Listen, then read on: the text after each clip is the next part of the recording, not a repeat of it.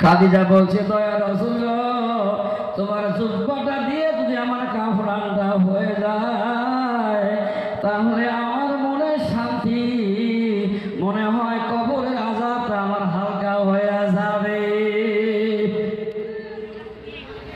আবার বলছে, দয়া রাসূল গো, নবী গো নবী,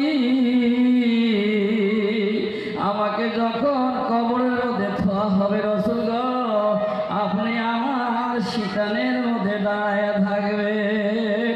আপনি যদি শিতানের মধ্যে দাঁড়ায় থাকেন নবী গো, মুনকির নকির কিরামান কাতিবিনের সওয়ালের জবাব দেওয়াটা আমি খাদিজার জন্য সহজ হয়ে যাবে। সিলেকন সুবহানাল্লাহ। ও বন্ধু, আল্লাহর নবী বলে, খাদিজা তুমি আর কাঁদিও না গো খাদিজা, তোমার ধন সম্পদ আমি দিনের রাস্তায় খরচ করছি, তুমি বাদশার বেটি ছিলে গো খাদিজা, তোমার তিনটা সওয়াল আমি, তিনটা প্রশ্ন আমি নবী মানিয়া নিলাম। ও বন্ধু,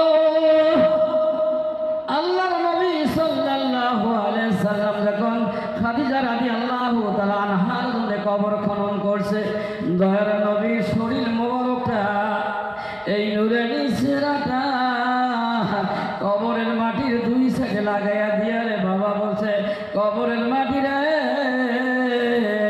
আমার খাদিজার জন্য বেয়াদবি করিস না, ছাপিস না।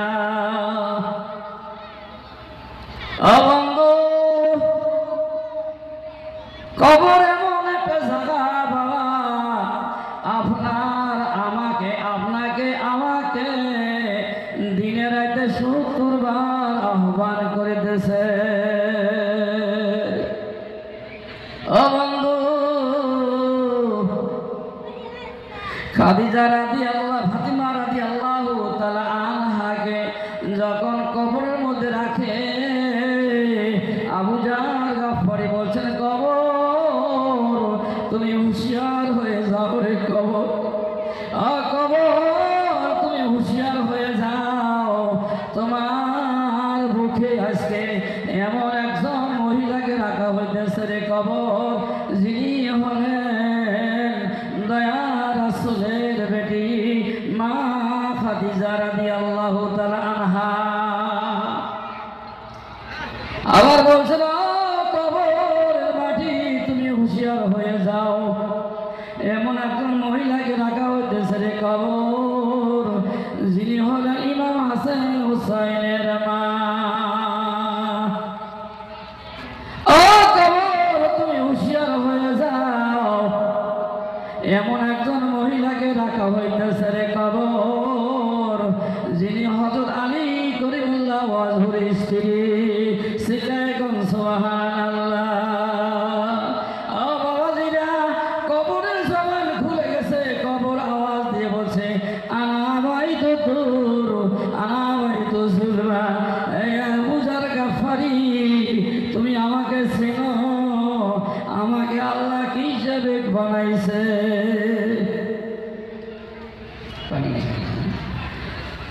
ও কবর তুমি হুঁশিয়ার হয়ে যাও, হুঁশিয়ার হয়ে যাও, আমি কবর, আমি সাত বিশ্বর ঘর, অন্ধকারের ঘর, আমার এইখানে কোনো বাতি নাই, সাথী নাই, আমি কবর নবীর বেটি বলি খাতির করিব না, আমি কবর মা, আমি মা খাদিজা বলে খাতির করব না, আমি ফাতেমা বলে খাতির করব না, ইমাম হাসান হোসেনের মা বলে খাতির করব না, হযরত আলী করিমুল্লাহ ওয়াজহুর স্ত্রী বলে খাতির করব না রে কবর।